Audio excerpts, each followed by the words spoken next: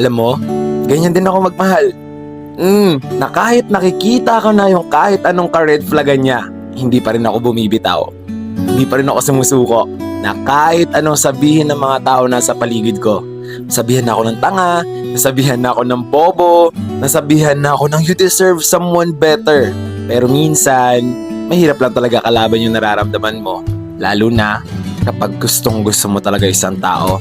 Yung dadahilan mo lang, bayaan mo na. Lilipas din yan. Makikita niya rin siguro yung worth ko.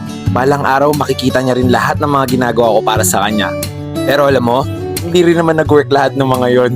Tapos ang ending, ako lang yung nasaktan. Ganun pala talaga no? Kapag nagmamahal tayo, kahit na alam naman nating sasaktan tayo or masasaktan tayo ng taong yon, lumalaban pa rin tayo. Ginugo pa rin natin. Mahirap naman kasi talaga hindi pagbigyan yung mga sarili natin sa mga bagay na alam nating ikakasaya natin. So ikaw kung pakiramdam mo tanga ka, magpakatanga ka lang. Sige lang, kasi balang araw sigurado ako, mapapagod ka din. Matatauhan ka, ang mahalaga, wala kang pagsisisihan. Dahil ginawa mo lahat ng kaya mong gawin para sa taong mahal mo hanggang dulo.